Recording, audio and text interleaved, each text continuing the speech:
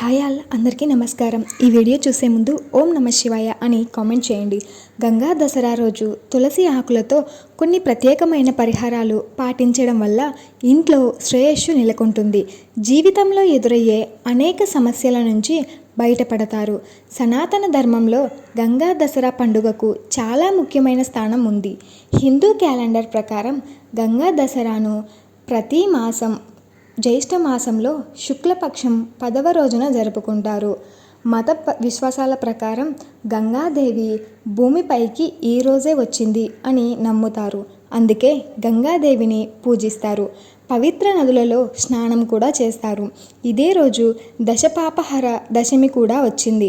మనిషి చేసే 10 రకాల పాపాల నుంచి విముక్తి కలిగేందుకు గంగా నదిలో స్నానం ఆచరించడం ఈరోజు ప్రత్యేకత.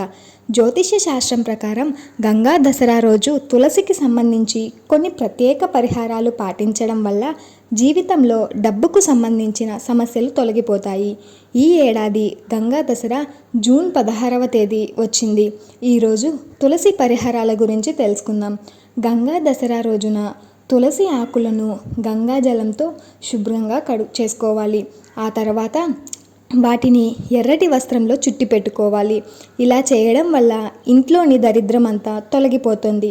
లక్ష్మీదేవి ఇంటికి వచ్చి ఎక్కువ కాలం ఉంటుంది. ఇంట్లో వారికి శ్రేయస్సు కూడా కలుగుతుందని నమ్ముతారు. గంగా దసరా రోజున తులసికి నీటిని సమర్పించి శ్రీ తులసి స్తోత్రాన్ని పఠించాలి. తులసిని పూజించిన ఇల్లు సమృద్ధిగా ఉంటుంది అని కూడా చెబుతారు. ఇలా చేయడం వల్ల తులసి తల్లితో పాటు గంగామాత కూడా ప్రసన్నురాలు అవుతుంది. పెద్ద ఎత్తున ఆశీర్వాదాలు కూడా పొందుతారు. జ్యోతిష్య శాస్త్రం ప్రకారం ఒక వ్యక్తి దీర్ఘకాలంగా అప్పులతో బాధపడుతున్నట్లయితే ఈ పరిహారం పాటించడం ఉత్తమం. గంగా దసరా రోజున మీ పొడవుకు సమానమైన నల్లదారం కొబ్బరికాయను తీసుకోవాలి. ఆ తర్వాత కొబ్బరికాయ చుట్టూ నల్ల దారం చుట్టి శివలింగం ముందు ఉంచాలి. జీవితంలోని అడ్డంకుల నుంచి మిమ్మల్ని శివుడిని ప్రార్థించి పారే నీటిలో ఈ కొబ్బరికాయను విడిచిపెట్టాలి. ఉద్యోగం సంపాదించడంలో అడ్డంకులు ఎదుర్కొంటున్న, వ్యాపారంలో నష్టాలు సంభవిస్తున్న, పదే పదే వైఫల్యాలు ఎదురవుతున్న ఈ ప్రత్యేక పరిహారం పాటించి చూడండి. గంగా దసరా రోజు మట్టి కుండను తీసుకోవాలి. ఆ తర్వాత అందులో కొద్దిగా గంగాజలం చుక్కలు, కొద్దిగా పంచదార వేయాలి. తర్వాత ఆ కుండ నిండా నీటిని నింపి అవసరమైన వ్యక్తికి దానం చేయాలి.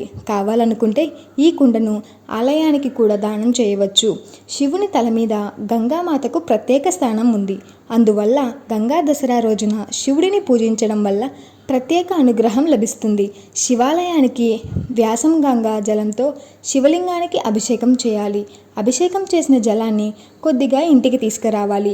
ఆ నీటిని ఇల్లంతా చల్లుకోవడం వల్ల ఇంట్లోకి ప్రతికూలత అనేది ప్రవేశించదు. చివరగా గంగా దసరా రోజున గంగా జలాన్ని ఇత్తడి పాత్రలో వేసి అందులో కొన్ని తులసి ఆకులు వేయాలి. ఈ నీటిని ఇంటి ప్రవేశ ద్వారం వద్ద చల్లుకోవాలి. ఇలా చేయడం వల్ల ఇంట్లో ఉన్న నెగిటివ్ ఎనర్జీ నశించిపోయి పాజిటివ్ ఎనర్జీ వస్తుంది.